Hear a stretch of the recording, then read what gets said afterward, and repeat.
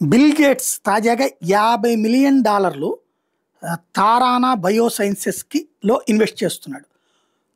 Biology modified crops కాబట్టి ప్రపంచం సిద్ధం కావాలి. బిల్ గేట్స్ వాళ్ళు ఏదన్నా చేశారు అంటే ప్రపంచాన్ని గుప్పెట పెట్టుకోవడానికి చేస్తారు. ఇప్పుడు ఇదివరకు ఇట్లాంటి విత్తనాలు గేట్స్ ఫౌండేషన్ కనిపెట్టింది అట్లాగెట్లా చెప్తారు. గేట్స్ అనేవాడు పచ్చి స్వార్థపరుడు. గేట్స్ ఫౌండేషన్ అనేది పచ్చి స్వార్థపర సంస్థ. కరోనా టైంలో కూడా వ్యాక్సిన్స్ విషయంలో పచ్చి దగా చేసింది. హయ్యెస్ట్ డబ్బులు తిన్నది, సంపాదించింది. వాళ్ళు ట్రస్ట్ పేరుతో చేసే సేవ ₹10 అయితే ₹1,00,000 సంపాదిస్తే ₹10 ఖర్చు పెట్టేటటువంటి రాక్షసులు. వాళ్ళని గొప్పగా పాజిటివ్గా మాట్లాడుకోవడం అనేది అమాయకత్వం.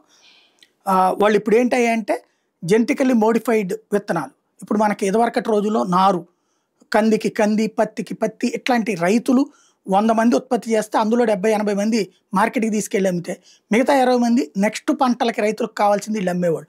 ఇప్పుడు అట్లాంటిది పోయింది. ఎందుకని? దాన్ని మనం ప్రోత్సహించాల. దాంతో మనం తయారు చేసుకునే నార్ల వల్ల వచ్చే ఉత్పత్తి 100 బస్తాలు వస్తుంది అనుకుంటే 150 బస్తాలు 125 బస్తాలు వచ్చేటటువంటి జెనెటికల్లీ మోడిఫైడ్ జిఎం విత్తనాలు. ఇంతకుముందు మనకేది గతంలో తీసుకొచ్చినటువంటిది వేరే రకం విత్తనాలు. అప్పట్లో కమ్యూనిస్టులు తిరస్కరించిన, విమర్శించిన, వ్యతిరేకించిన, ఉద్యమించిన బీటీ విత్తనాలు తీసుకొచ్చారు. బీటీతో క్రాప్ పెరిగింది, తక్కువ పొలంలో ఎక్కువ క్రాప్. కానీ దాంట్లో నుంచి ఈ నార్లు వేసుకోవడానికి వీల్లేదు. సచ్చినట్టు వాళ్ళ మీద ఆధారపడ్డాం. ఇదివరకు ₹100 అయ్యేటటువంటి విత్తన ఖర్చులు ఇప్పుడు ₹1,000 అయిపోతున్నటువంటి పరిస్థితి. చివరికి టమోటా కావచ్చు, మిర్చి కావచ్చు, దోల తీరిపోతున్న రేట్ల గురించి చూస్తున్నాం. అట్లాంటి సిచ్యువేషన్ ఉంటుంది.